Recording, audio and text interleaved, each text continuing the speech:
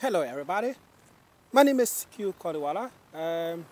I'm speaking to you live from the UK, if you don't know where I am. I'm having a bit of calling after doing a heavy job on my Freelander today. Welcome to the topic, how to remove the protocol, the appropriate protocol for removing the engine from the Freelander 1.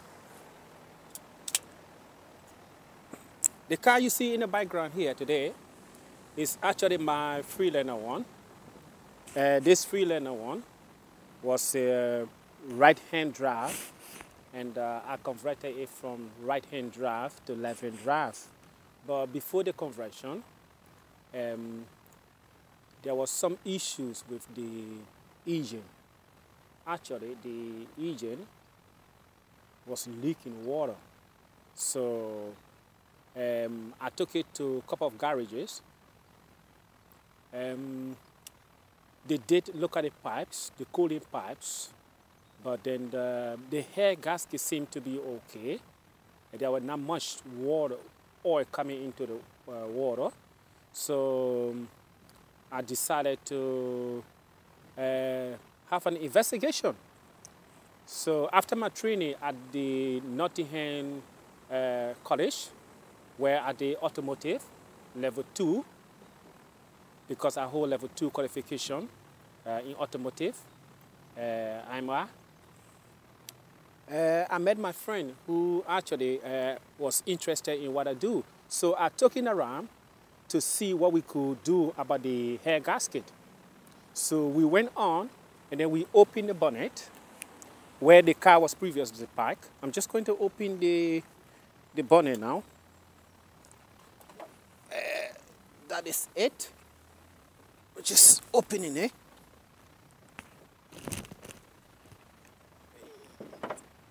In this video, you may actually have to follow me in most of my videos, because this is going to be part 1 of how I'm going to show you how to remove the engine. So after investigation, we found out that the coil pipe, not the coil pipe, coil plug were actually rusted. So as a result, they were leaking water. Every time the engine is running, we put water, it's leaking rather. So we decided to take the air gasket out, but we didn't know that actually the coil plug were the problem. So we took the air gasket out, but the previous owner actually, I'm having some carrying anyway, actually took it to several garages. And the garages did not know what to do. Apparently they struggled to take the air gasket off, but they were not able to take the air gasket off. And as a result, some of the bolts were leveled down. So my colleague and I, we could not take them out easily. So we could not even take the cam out. So I decided to take the whole unit out. I cut the belts, I removed the tensioner, everything. And then now today, you see here, I've taken the hair out. The hair is somewhere lying and resting. And then the process now is that I'm removing the entire engine. So the first thing is health and safety. Sorry about that. Health and safety. I removed the battery.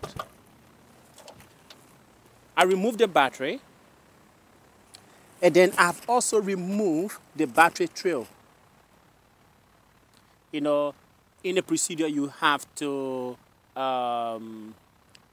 disconnect the battery, remove the battery. Those are just the procedure, the SOP, standard operation procedure in removing the engine for any other car for that matter.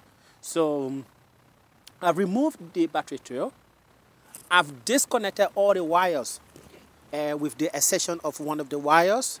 So this is one of the leads, and the bulk of the wire, I've disconnected the starter motor. This is starter motor. So I disconnected the starter motor.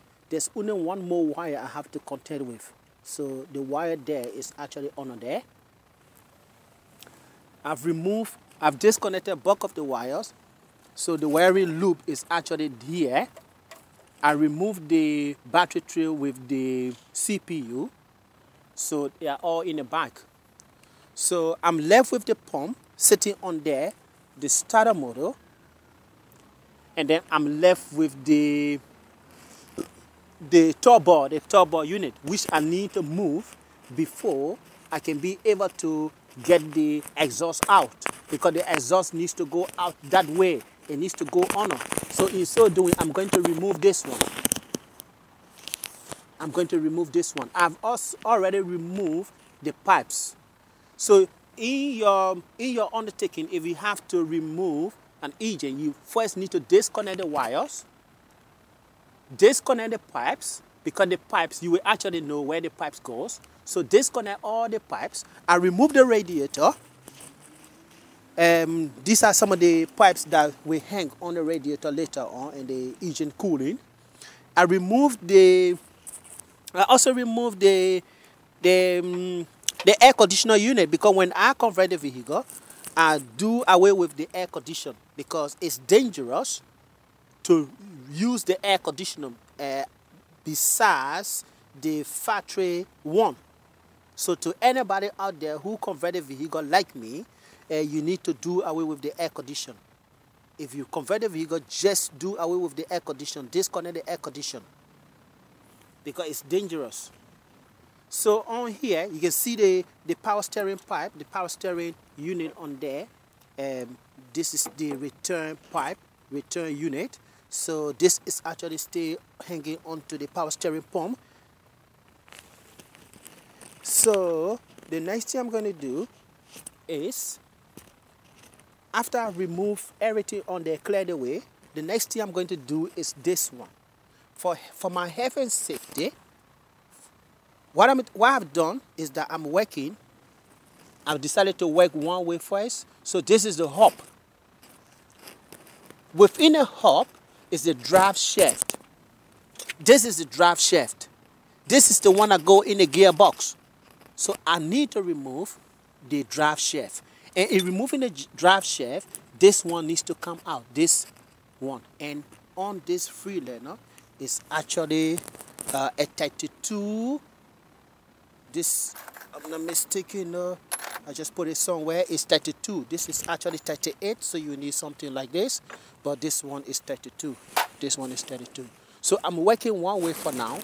I've got a jack on here, some tires to block it just in case it comes down, in case of jack failure.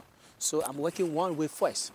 Once I have done this side, I've actually removed some of the bolts. You can see on here, one of the bolts here, which is holding the arm, the suspension arm.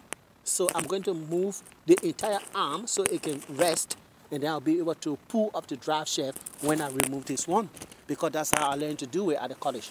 So this one is going to remain. I'm not going to remove the hub. There's no need to remove the hub, because it will take me a lot of time. I may remove it to clean it. So my next target is to remove this one. This one. Let me just bring the camera very close. Is to remove the hub. This is the hub.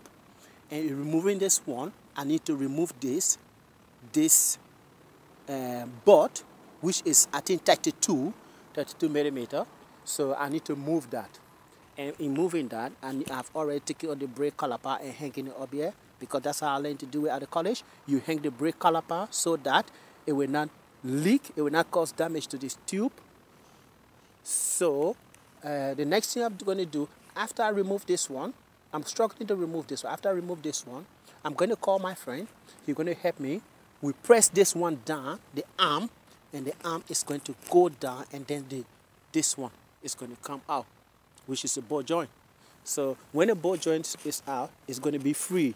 Then we can be able to move the drive shaft, take it that way, and pull it from the gearbox. So the next thing after that, because I'm still working on using my safety techniques, I've kept this tire this way for my safety, so that in case there's a problem, this tire is going to help me. It's going to save me. It's going to save the vehicle from coming down. So I'm going to keep it like this.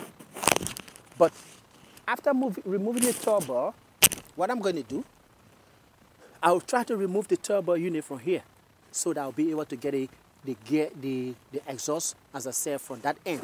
So I've got a couple of units on there. I think is that a drive? Is that the X? I don't even know how to call that one, but I'll find out. But it's one of those, which is a shaft, like a shaft, that is connected to this. So when that is loosened, I can see about 4 bolts, 1, 2, 3, 4. 4 of them are going to move it so that the engine will come out. But before lifting the engine, before attempting to move the drive shaft, what I need to do is to bring the engine crane. The engine crane will come, and then I will hook it here for my safety.